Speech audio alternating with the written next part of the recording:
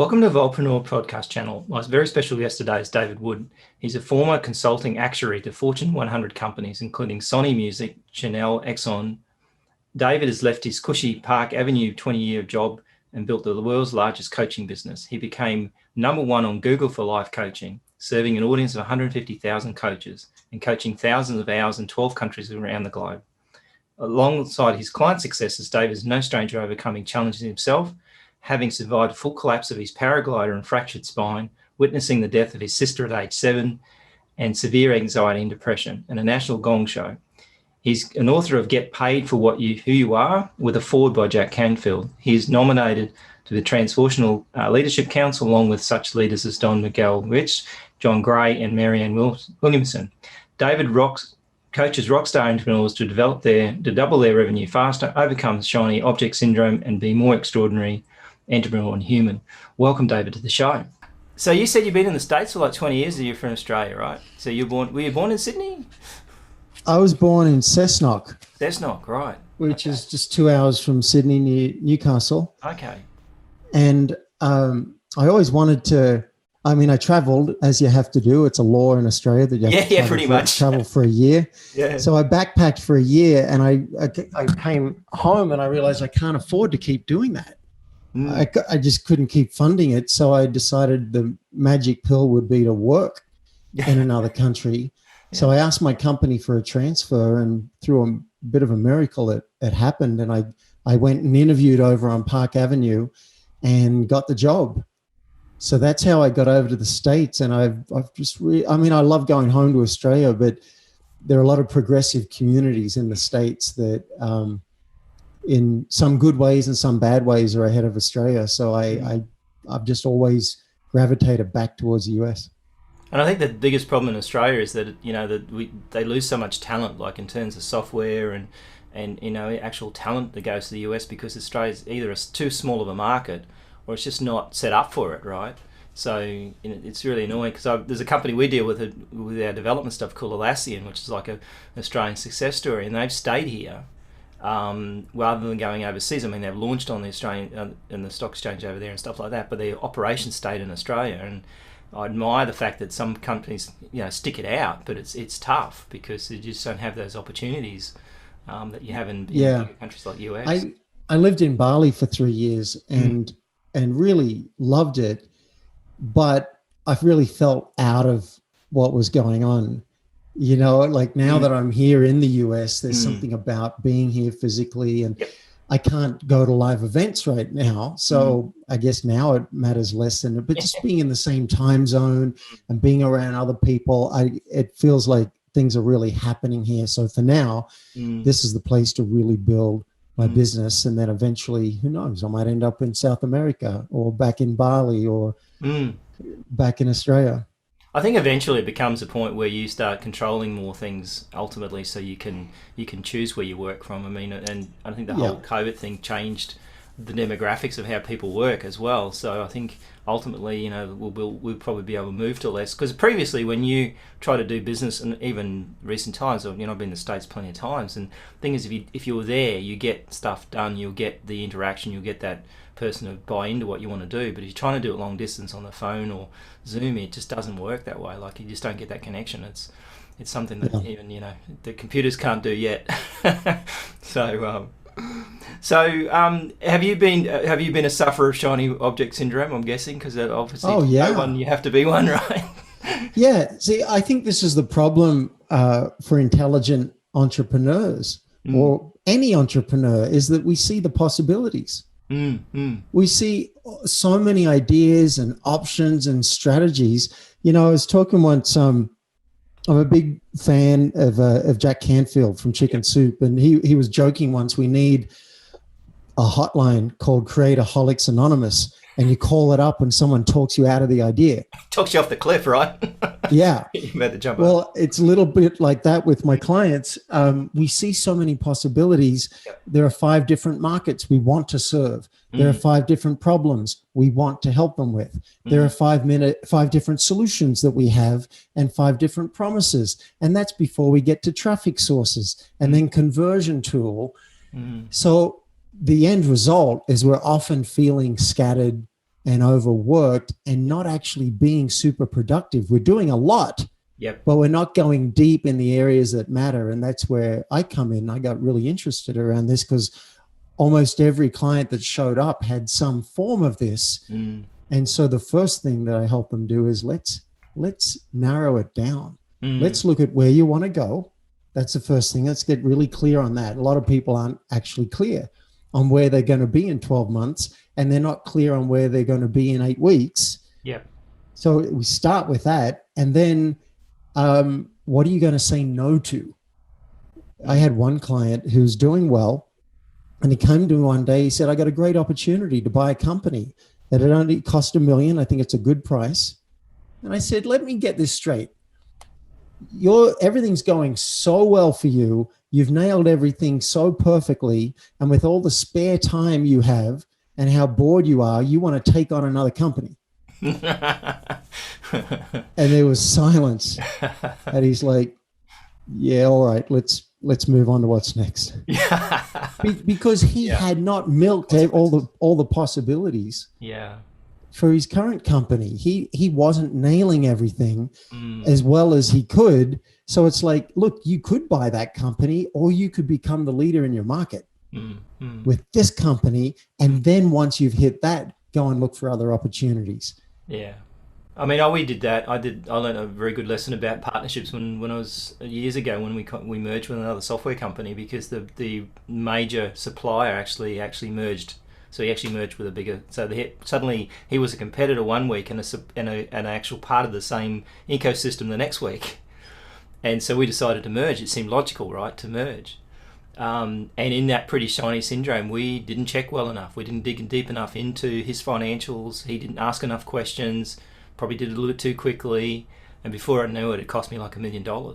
Because basically, all these debts that he had, his Porsche payment we were paying, and all these expensive things he was doing, all these there was creditors we didn't know about, and all these things came on top of us. And then he didn't want to work. He didn't actually wanted to work in the business. He just wanted to go home at 5 o'clock. And so his actual goals were different as well. So we never talked about the goals. Do you know what I mean? Like, it was a great learning lesson in, this sounds like a good idea at the time. But ultimately, it probably was a good idea in the end because we made it that way. We had to make it, I had to buy him out. It cost me $1 million to get rid of him. But the reality was that, Yeah. So every new thing we take on is going to take up more RAM in our brains. And I just thought of an analogy that I hadn't thought of before. I like playing a game called StarCraft 2, which is one of the most complex computer games that there is. Right. And when you play it, there's so much that you can do. There's like so many different units and so many different strategies. And if you start playing around with all those different options, what happens is you end up losing because it's fun. You're trying this strategy, and then you're attacking here and you're attacking there and you're doing that. But what happens is you end up falling behind because someone who just tries a simple strategy, there are strategies in the game that don't take a lot of RAM. They don't take a lot of your brain power. So I follow those strategies now and then go across and walk across the map and kill the other person because they're trying to get sexy and clever. And they fall behind. It's a bit like that in the company. You can get sexy and clever and it can be fun. But if you really want to double revenue and you really want to double your time off, let's come up with a basic, simple strategy that you do well. Instead of 5 strategies that you do poorly. I get really interested around that. Now you're going to need someone to constantly check you and talk you out of it. I'm an example right now. I've got 3 different traffic strategies that I'm testing. Now, if I keep doing that and keep trying to put all my energy into 3 different traffic strategies, I'm not going to do either of them very well. So I'm testing them, and then I'll pick one and hang my hat on that. And I want that for our listeners. I want you to do that around your market, your targeting. I want you to do that around your problem and your promise. I want you to do that around your traffic source and do that around your conversion tool.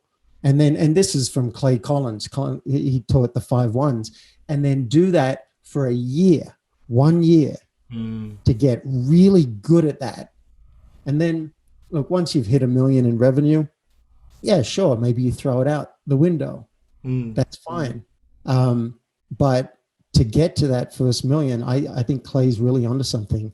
And this is a model that can help us. So I do a pyramid and I take people through it. And then I say, all right, now you pick one of these out of market, problem and promise, conversion tool, and traffic source. You pick one of these to focus on first, and we're going to get you honed in on that. Then we'll go to the next one and the next one, so that you can basically achieve way more in half the time. It's interesting. We have a chat about squash before we started, and I think squash is a great metaphor for business, right?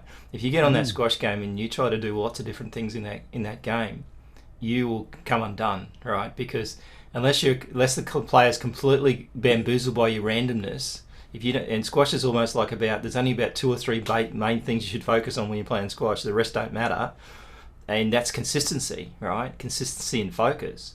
And I think that's the thing that, if you don't do that in squash, you'll get killed in that game. Like there was nothing. It's a great example. I used to coach squash, and I'm a huge squash geek. In fact, I'm a training geek in general.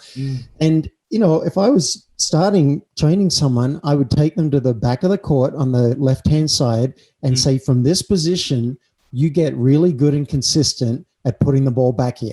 Yeah. So we'll start with that. Now, it's going to take a couple of months of dedication to get good at that. Then we'll start at you being able to put it in the backhand corner from other places in the court. Yeah. Just get really good. So when you play someone, they're like, oh my God, this dude just keeps putting me back here. Yeah, one shot will get you out of trouble, right? Yeah. So you don't have to but what people do is they're like, oh, I'm going to do a drop shot, and then I'll learn a lob, and then I'll do a cross court, and then I'll do the boast and whatever. Yep.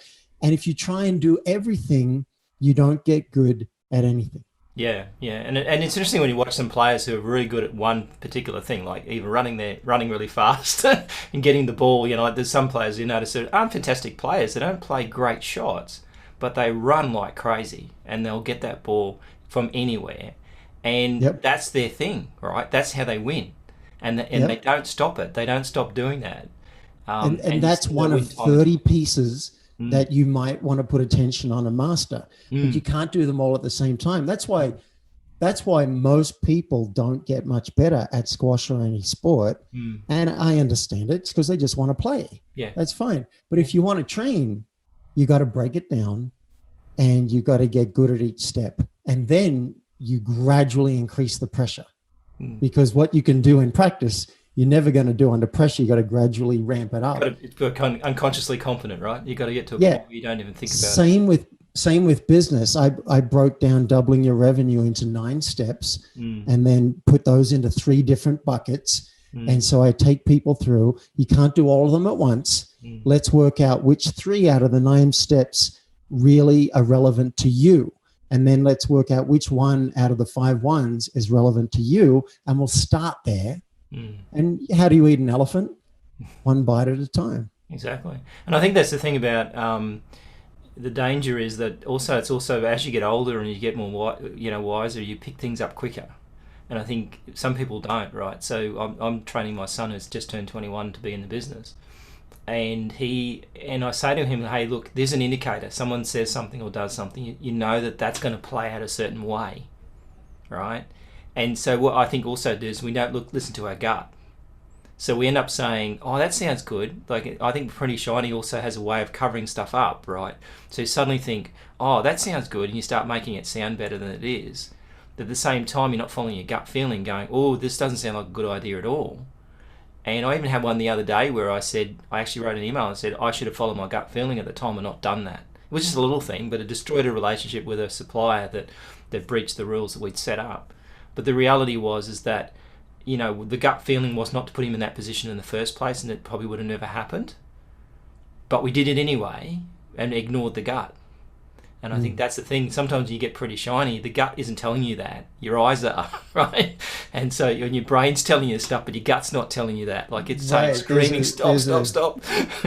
Yeah, there's a shiny object. Like eating food. It's like, oh, that looks good. I'm going to eat that. Oh, that looks good. I'm going to eat that. And then your belly's. And 20 minutes later, you realize that your body's just finally got to the point where it's.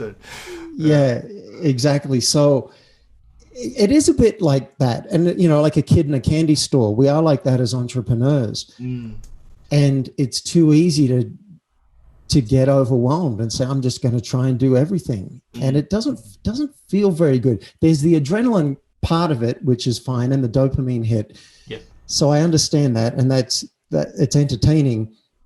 But think about it, the tortoise and the hare, right? Do you really want to do a sprint and then fall down exhausted and not make it to the finish line? Or do you want to be very deliberate about where you put your attention and get there so much faster? So how do you, and this is an interesting thing I've seen, and we actually developed a software platform around this concept, right? Was that an entrepreneur by default, generally speaking, is creative, and they like the dopamine hit. They like to get that kick all the time. And you look at some of the really successful businesses. I mean, they reckon like Jeff Bezos is a very boring guy, right? He's not a very exciting guy. Even Elon Musk says that, right? He says not a very exciting guy. And the reality is that he's done one thing and he just he's very consistent over time. And I mean, now he does a lot of things, but the reality is it started off just with books, and he knew what the end game was, obviously, in that scenario when he first started. Right. You could see that was going to be bigger than books. But the reality is most entrepreneurs can't do that, and so they're their own worst enemies in some respects because they want to keep on doing something. I got a client the other day that, like, her idea now is that, well, rather than focus on trying to get clients, just write another book, right? Let's distract ourselves from what we really should be doing. It's actually selling, all right? And I think that's part of the entrepreneur's problem too, I see, is that most entrepreneurs don't like to sell. Like, they're not necessarily salespeople. They'll sell from their passion if they let that way, but they don't want to be a salesperson. They want to sell anything, right? And half the time they're the only person in the business, so they've got to sell. And so I think the danger is, how do they continue with that concept of getting that dopamine hit that they really need? Because I think without it, they'll just get bored, right? But then, you know what I mean? Like, how do you deal with that? And how do you give them the outlet to do that when they should be focusing on? Yeah, well, Thomas Leonard, I think, solved this a long time ago. Thomas Leonard is sometimes known as the father of modern coaching because he popularized the concept. And he said in his training, don't try and get an entrepreneur to focus on one thing, but try and get them to focus on three.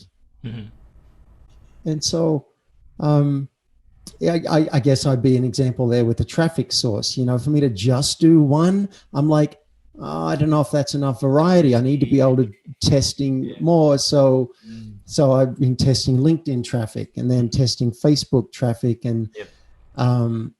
and also I appear on podcasts like yours. That's my main way of getting in touch with the right people.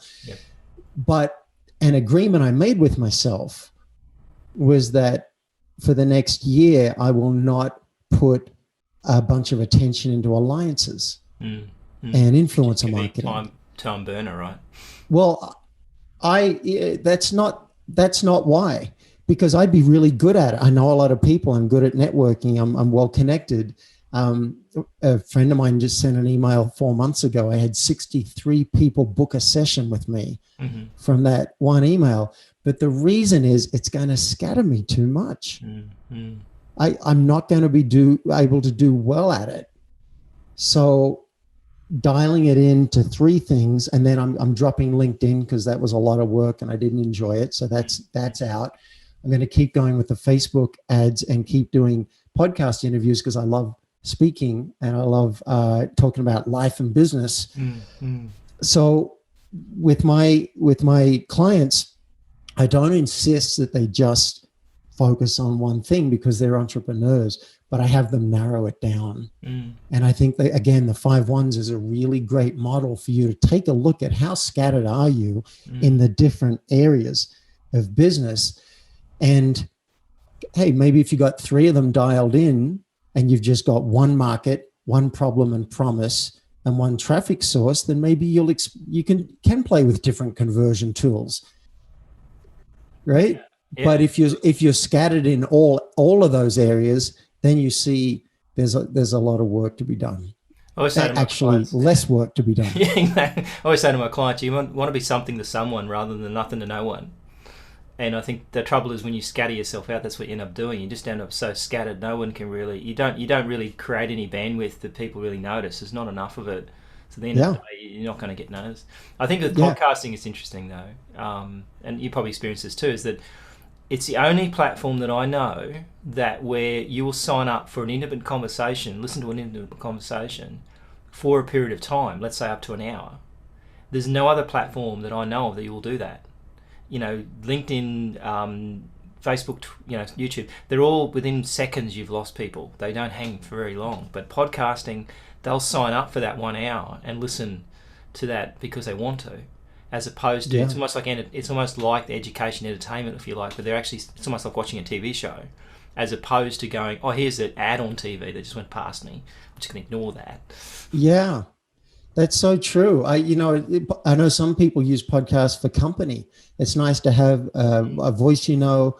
I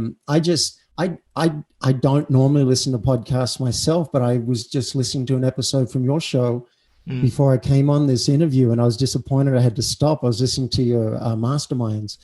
Oh, okay, with Dean, probably Dean Graciosa. That was an interesting one. Yeah, was that Dean? I didn't even. Oh no, actually no, that was Brad. I think you might have been. There's actually done a few mastermind ones. Actually, it was Brad Hart probably. It was your most recent one. Yes, Brad. Yeah, Brad Hart. Yeah, I really enjoyed that. It's like he seems like a switched on guy, so someone I enjoy hanging out with. So I was like, oh, I think I need to listen to more podcasts myself. Yeah, and I mean, that's the thing I've sort of done. I mean, I've sort of addicted to a new one called Darknet Diaries, which is quite interesting. So it's completely nothing to do with business, right? It's actually to do with hacking and what people have done. So it's not a geeky one as such. It's all he plain languages it. So he actually takes something that's quite interesting, but makes it more interesting, and he does a great edit. So it's almost like an education in podcasting. Right? Oh man, I got to check that out. I've been interested in hacking since I was 12 years old. Yeah, well, it's called Darknet Diaries, and what they do is he goes in deep. So that's another interesting thing about this whole project. He doesn't talk about, he goes and finds a thing, and then he goes in real deep and researches it, finds out about it, and presents it on his show. And there's all sorts of things like where, which I found quite interesting, and this is probably a good warning for people, was most people have these PBX systems where if you dial in, right, to an extension number, you get a message saying, hey, I've gone home on Friday afternoon, I've gone home. Leave a message, and you can then hit 9 and you can get your messages, right? Because you can dial into your extension. He said 90% of people, when they did this research, found out they use their extension number as their password. And so what it does is they just go in there and they go in there, log in, and they change the redirect to 1-900 number, and thousands of dollars, and then they just dial that number all weekend, well, because you're not there. Thousands. Wow. One company got billed $300,000 over a weekend. Over 1 million phone calls were made to their extension numbers. Wow, that is genius. Yeah, and he talks about how they tracked this guy down that actually had done it. He'd actually stolen all this money in Bangladesh or something, and it was a very interesting story. And he's editing it, like he's pre-framing it on the editing, so he's not just recorded a show. He's gone back and he's pre-framed it as he's going. It's really well done. And he's just gone up and told them all these interesting stories about this guy, this hacker in Uruguay that got arrested, and he was actually innocent. He was jailed for 9 months, and what he went through. So it's such an interesting podcast. Wow. And so I was addicted. So I think that's the trouble with podcasting, is the biggest problem with Apple, and I think they know this, right, because it's very frustrating, is that if you have more than, say, 5 podcasts that you subscribe to, it becomes a living nightmare to keep track of it. So you can't, their software will not let you do that. I've had to change the Stitcher because I want to keep across a lot of different podcasts. The Apple podcast, if you have more than 5 there, you can't keep track of what's coming up next. You can't do a playlist. You can't, it's very limited. So it's either by design, because they know that you can't cope with more than 4 or 5 shows, and you're back to that whole 3 to 5 scenario, right? Or they just didn't bother making it, didn't bother with it. But I find it unusual that they wouldn't, because they see the data. They're 90% in the market. Or probably Spotify's catching them now. But I'll check out that Darknet Diaries. I really like the sound of that. Yeah, so it's pretty cool. So I think that's the danger, is that. So one of the things I was talking about was goal setting, right? So I think the other problem too is time, right? So consistency over time will beat anybody, right? It's the old, as you say, like the old, hare and the tortoise kind of thing. But how do you get someone like one of your clients to stay on target for that? Let's say you say, okay, for this next year, we've got to set these goals. And how do you get them? Because a year is a long time in an entrepreneur's brain, right? Like, 90 minutes is a long time in an entrepreneur's brain, like a whole year. How do you keep them on the track of doing that and so they get a dopamine hit out of that? Yeah. So there are a couple of issues here. The first one is, do you even have goals? That's the first one. Mm-hmm. And I've operated through a lot of my life without having clear goals, and that works. That's fine. I show up, I do some stuff, I keep moving generally in the direction and have success. So that's fine. But the first thing, I think we can make goals sexy again, because goals can have you leap out of bed. Mm. Goals can have you motivated, and goals can tell you what to say no to. Yes. Right. So I would say step one, make sure that 12 months from now where you want to be and how you want to feel. And, so I can just imagine people listening say, yeah, I know that stuff. Yeah, well, you may know it, but do you do it? Mm-hmm. So let's have the goals. I got one client, Sam Page, who started with me. He wanted to increase revenue by 25 to 50%. After 2 weeks, he could see how to 10X. So he hadn't seen that before, but now he's like, I don't want to increase by 25 to 50%. I don't want to increase by 1,000% now. So and now he's even more motivated than he was before, because he's got this grand vision. So it's really important to start with that, even though it seems obvious. The next question is, how do we keep a thread?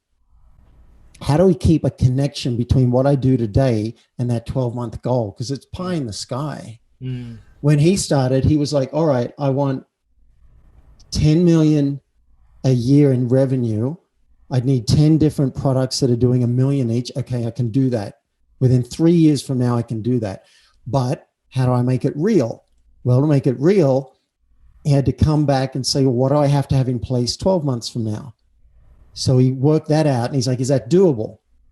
Yeah, it'll be hard, but it's doable. Mm. What he did was made it real by coming back to 12 months. And then, super important point, which I've avoided for most of my life until now, what do you want 8 weeks from now? Mm-hmm. So you've got 12 months out. What about 8 weeks? That's almost a sprint. Mm. But 8 weeks, what do I need to have in place to be fully on track to that? Mm. Now shit starts to get real, because that's just 2 months away. Yep. And then, so that's two, is like, how do we create that thread? Well, that's a beginning, that we've got an 8-week target, but then it's too easy for those 8-week goals to go on the fridge, and we just don't look at them until 8 weeks from now. And then we go, maybe we look at them, or maybe we look at them a year from now and go, oh, I achieved a lot of that stuff. Mm. So how do we keep the thread week by week? And I think the answer is very simple. Here's an answer. Have a weekly date with yourself. I call it a CEO date. Mm-hmm. A weekly date with yourself where you look back on the week and you actually celebrate what you did and you acknowledge it, because it's too easy to keep looking at the next mountain. This is what I got to climb. This is what I got to climb. And you get fatigued from just constantly looking at where you got to go. 20 minutes a week, 4 o'clock on a Friday. Looking back down the mountain to see how far you've come, right? That's the first thing we do in that 20 minutes. We turn around and see how far we've come and enjoy the view. Mm. I think it's critical, because so many of my clients just forget what they did. You do all this stuff in a week and you think, I didn't achieve everything, but there's no celebration of what you did do. So let's do that. And it might be 4 o'clock on a Friday, or it might be, some people like Monday morning. It doesn't matter. The second thing we're going to do during that 20 minutes is look at your 8-week goals and work out what you're going to do over the next 7 days. That's it. I've got it now in my calendar. Friday, each morning, I have to have my weekly action plan worked out, which just means this is what I will do over the next 7 days. And if I don't get that done in time, I have to pay $5 to somebody I don't like. Something you don't like. That's a penalty. It keeps me honest, and it keeps me on. Otherwise, I just let it slide to the next week. There's no repercussions, right? There's no, So I generate some accountability for that. So every week I've got the goals. And then when I set my goals, I do something called the A game with those goals. And my students both love and hate this, but they know it works. I work out which goals are A goals, meaning they have to be done or it's a $5 penalty. And which goals are B goals, meaning I hope to do them. Yeah. That's a game changer. I just looked at my goals today to see, am I on track? Because I know if I don't look at them, I won't hit them, and I'm up for $5 per goal. So I looked at it, and tomorrow morning I've got one thing I have to do, and the rest of them are B goals. It could be quite expensive if you're under pretty shiny syndrome, couldn't it? If you got shiny object syndrome, it can get expensive. But for me, it's more embarrassing. I said I'd do it, and I don't do it. And when you're playing the A game, you must achieve the goal. There are no excuses. If you're in a coma, in hospital, you still have to achieve the goal, or you're up for $5. So it gets your brain thinking like, damn, how am I going to get this done in time? Who do I need help from? It just reorganizes your thinking. It's a way of getting your own attention. Because the danger there is that your B goals are the ones you suddenly panic about, right? I don't panic about the B goals because there's no consequence. What they'll do is they'll go, my B goal, that's what I've got to really focus on. Like I've got a client at the moment that one of the payment gateways that she uses is going to not work anymore, yet she's not making any money. So it's not like it's a problem at the moment, right? You're trying to focus on a gateway that doesn't really matter because you still collect money. It's a B goal, really. You should be focusing on how can I get the money through the other gateway, right? Yeah, so that should be a B goal for her instead of an A goal. So when you do this CEO date with yourself, that's where you exercise your executive function in the brain and you make choices. I will do this week, and you might want to also choose, I will not do these things this week because I cannot do everything. So let me do these things well. I'm looking up at, I've got a scrum board right up in front of me, and I've got the hopper, which is just all the things that I want to do. And then I've got, all right, for this week, I've moved these things into the to-do column. And then while I'm actually working on a task, I move it over into I'm doing it now. So there's only one that can be on that task. And then when it's done, I move it over to the win column. Simple 4 columns. But this is what you will do during your CEO time. If you don't have the CEO date, you're just scrambling. You're just reacting to email probably most of the time and just doing whatever's made the most noise. So those are the 3 things I recommend. Have your 12-month goals, have your 8-week goals, and have that weekly CEO date with yourself. The final step is, are you actually going to stay on track with it? Because I'm not there watching you, so I can't, when you wake up on Monday morning, I can't make sure that you only do the things that your CEO told you are important. That's up to you. You've got to exercise some discipline and say, you know what? This is what I've said I'm doing this week. I'm going to focus on this. This other things come up. You know what? I'll write it down. I'll put it in the hopper. Maybe next week it'll make it onto the list, but I'm focused right now. And that's interesting with our software design at the moment, because we started this ambitious task of developing this software, an online marketing platform that basically is one system, so actual system. And I say to the programmer that we've come a long way with this. We look back and look at what we've developed and what we wanted to achieve. So that it's almost like I reckon we're probably halfway, right? We've achieved so much, but the reality is we've got so much more to do. But we know that we've got so far with that it's not something we just started last week. It's been going for a couple of years now. And so I always say to the programmer, hey, by the way, look at what we've done. And I see that lifts him that week. When I say it, I don't say it a lot because I think if I say it too much, it'll just become fluff. But every month or so, I'll say, look how much we've done, how much, all this stuff. So I do a demo, and I think that people think it's really cool. It's like, and that kicks you enough oxygen to keep things going, because it can be throwing with a programmer when you're constantly saying to them, oh, you've done this wrong. Can you fix this? This is a problem here. Can we change this? Don't like this. And then we use Atlassian, and one of the things in Atlassian is I come up with a brilliant idea, and I put it into it as an issue, and we leave it as low priority, and those issues just pile up. And then over time, we go back over and say, oh, well, that's important now. Let's shift that to high priority. Let's get that done in the next sprint we do. Yes. That's kind of the way we kind of do it. Because, again, it's like, the other day I was looking and thinking, oh, I want to get all these things done. I can't. I haven't got the resources, Even if I did, it would kill me.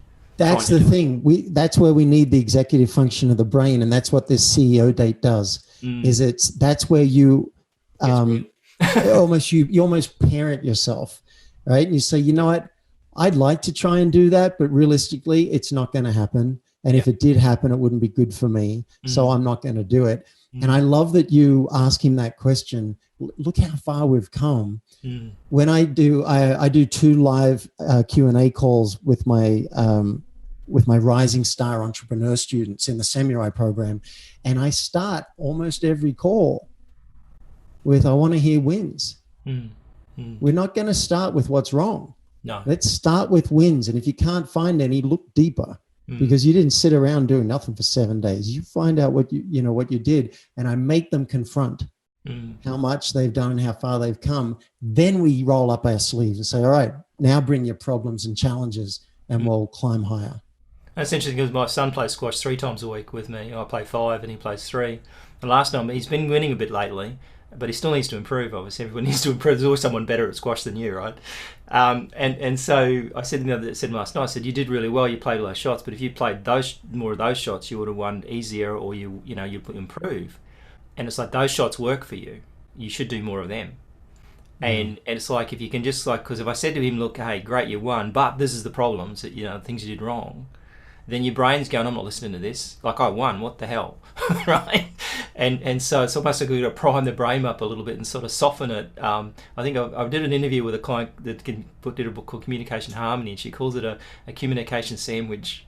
So basically what you do is you kind of put the round it, you make it soft and so that they're really open for it, and then you give them what they really got to eat, the healthy stuff. But you don't just ram that down their throat. You actually trace around the sandwich. Yeah, you start with something they're doing right, then you give the correction, and then you finish with something they're doing right. Yeah. So it's quite interesting how, and I think as entrepreneurs you can forget that, because sometimes if you're in isolation, you're working, nowadays we don't have as many people around you, particularly with COVID and stuff, even that particular kind of alarm bell doesn't go on. You don't realise that you're doing it, that you're constantly being, say, negative or something. No one's checking on you. Well, look, almost, most people I know are really hard on themselves.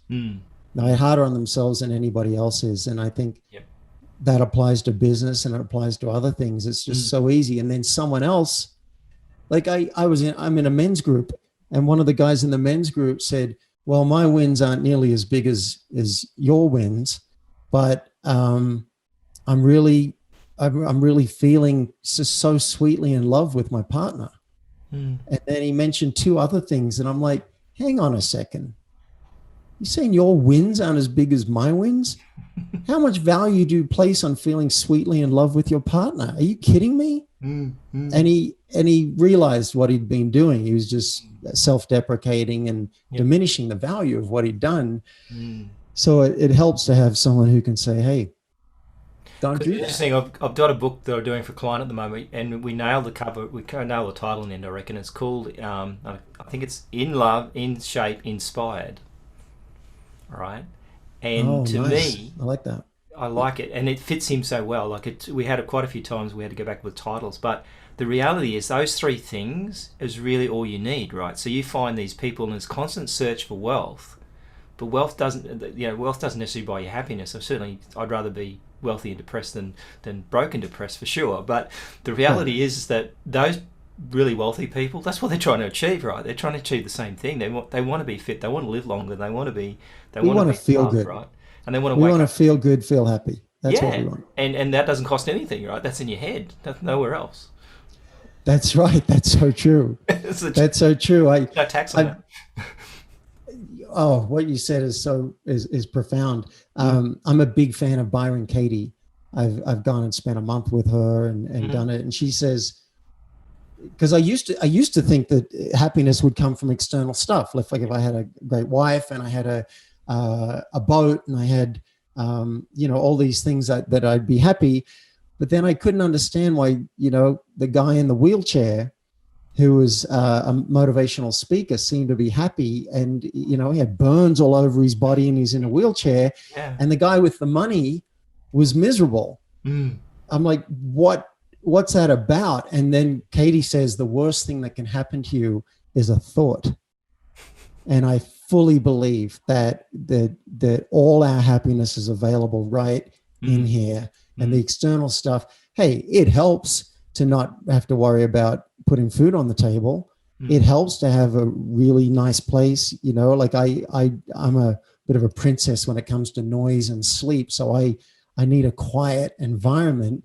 But once some of those basic things are fulfilled, the rest of it, no, money's not going to make me one bit happier at all. Yeah. It's really people and me. That's pretty much it. And I mean, at the end of the day, you can only sleep in one bed. You can only drive one car. You can only, eat one meal. Like, you can only have one at a time. Dude, someone just gave me the most amazing offer. He said, "Look, I want to thank you for something. What's a gift I can buy you in the $10,000 to $15,000 range to say thank you?" And no one's ever offered to do that for me in my life. And it's a fun exercise, because I'm like, the hell do you want for that? Yeah, what do I want? I've already got my virtual reality kit for like $800, and I got a massage. Stuff's so cheap chair. nowadays, right? Once upon a time, stuff was. I saw this gaming station that was like $20,000. Maybe you could get me to buy that. yeah, maybe. But I'm happy with the $800 version, right? And I went and tried out a massage chair yesterday that's $7,000, and then I came back to my $600 chair, and I'm like, I'm not going to get $6,000 more value out of this. Yeah. So, but the lesson I'm getting out of this is, I don't think there is something. I want to go to Mexico in January and spend time with my friends. So a little bit of money for that would be nice. Experience. But other than that, it was great to realize that it's not the material purchases that are going to do it. I want peace of mind. Definitely. So more consistent revenue, yes. But the rest of it, no. It's nice to have trinkets, but beyond a few, even the iPad I might send back. I'm like, I don't need an iPad. What's that? You start losing track of them after a while. It's like, where was that thing? And then you got all this stuff you accumulate, and I've been moving a fair bit, so it's more that I've got to carry around. I personally would like to buy a house, right? So I'm saving up to do that. And that's really just peace of mind. I live exactly where I want to live right now, and I'm renting. So I don't need a house, but yeah. I mean, a house is sort of like a big commitment at the end of the day in terms of time, right? So if you're going to have a house, you need to stay somewhere. Like, if you're going to be moving around or want to keep moving, then that becomes a problem in itself. Yeah. And this topic that you've brought up really fits in with the three things that, the three promises in my program. We start with money. We start with money because most people's brains are telling them, I need to make more money and I'll be happier when I do. And more money is better than less money. So that's fine. Let's start with double your revenue. But I know you really don't want to be burned out, and you don't want to be working 60-hour weeks. It's not sustainable, and it's not going to have you have the life that you really want to have. So the second promise is, let's double your time off. And then thirdly, and I put that in third because most people's brains aren't telling them they need this. But what I most care about is, how are you showing up in the world as a partner, as a parent, as a friend, and as a human? I care about that. So we'll start with the money and time off, but then let's look at how daring are you? How's your truth telling? Could you tell the truth 30% more often? How's your caring? And we get to some of those more human elements. It's interesting. I read a couple of books by James Altucher a few years ago, and one of the things he said was, invest in experiences, not things. And I think that's where, when you look at what you've done in your life, you don't go, I bought that really fancy car. No, what happened when you bought that car? What experience did you have when you bought that car? That's what you'll remember. You won't even remember what car you had, probably, right? But you'll remember the experience of being the first date or whatever the case may be. And I think that was a very interesting thing that, you know, because he's in investment and stuff like that, so it's quite an interesting thing. But at the end of the day, it's invest in experiences, because at the end of the day, on your deathbed, you won't be worrying about, you know, how much work you didn't get done. You'd be thinking about who you affected or who you didn't affect or what you didn't achieve. Yeah. You know? I would go drill into that a little deeper and say, yeah, experiences, but it's probably mostly going to be experiences with people. And it's going to be your connections. Yes. I've got one client, she's given me permission to use her name, Amy Youngblood Interiors, if you guys need some designing done. Okay. You know, we doubled revenue over 12 months. That's great. Right? That was one thing she wanted to do. So she doubled revenue. But I really think most of the value for her has been in the relationships and the communication and the self-expression and learning how to speak up for what she needs and handle some of those difficult, tough conversations. Now, you know, if I just said, hey, join the Tough Conversations program, no one would sign up, because who really cares about that? Yeah. So we started on the money, but we ended up on the things that I really believe have been way more valuable for her in the long run. Now, you know, the money's good, plus it justifies your program fee and it covers your expenses. But then get into your time off, and then how are you showing up in the world as a human?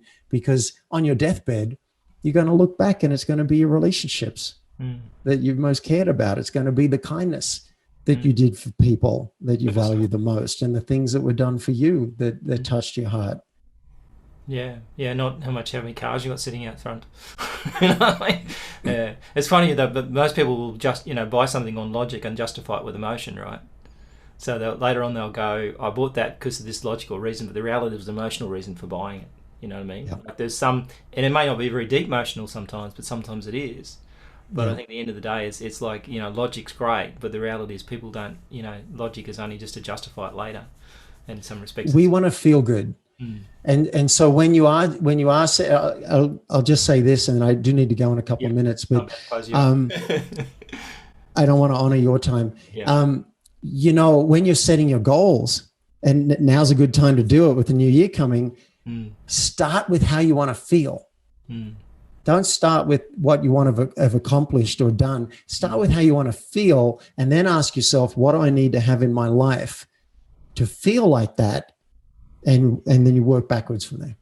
Absolutely. I think that's a great place to leave it, because particularly with the silly season coming up, that's the season of feelings really that comes down for most people. Yeah. Cool. Yeah. Well, thank you so much, David, for your time. It was great chatting with you, and I think it's good to kind of chuck some ideas around, and hopefully somebody will get something out of this in terms of that. I think if you just do one thing that we talked about at least, and just keep reinforcing and constantly over time, you'll get better and better at it. I think goal setting is something people should get better and better at. So. Yep. And if nothing else out of this whole conversation, go and book in 20 minutes with yourself every week. Yep. And show up for that date for the first 4 dates. And if you don't like it, okay, drop it. Yep. But if you do, now it's a habit, and be a game changer for you. So what's the best way for them to get in touch with you? Have you got a website we'll put up on the links and stuff like that? Yeah, in fact, I've got a gift basket. Okay, cool. Goodies for business owners. So I got 3 things for you. One is a cheat sheet with the fastest way to double revenue. It's like, where would I start? So it's a little cheat sheet. Secondly, there's a video on how to implement the steps in the cheat sheet, and it's specifically geared to how to achieve twice as much in less time. So, and the third thing is, if you're a business owner who's really serious about doubling revenue, I will do a free 15-minute double your revenue audit with you. Excellent. We'll go through and we'll work out the low-hanging fruit, so you know exactly where to start in your business, because the plan for your business to double revenue and time off is not going to be the same as someone else's. True. So I'm happy to do that for you, and you can get all 3 of those goodies at myfocusgift.com. And that'll take you to the rest of my website, the focus.ceo website. But myfocusgift.com is easy to remember, and you can get all 3 of those things there. Excellent. Thank you so much. That's excellent. I'm sure the people would love to have that. So really appreciate time. Thanks for being an awesome guest, and maybe we can chat again soon. My pleasure. Yeah, maybe we'll play squash someday. Yeah. I would really enjoy that. Cool. We'll make that a date. Thanks, David.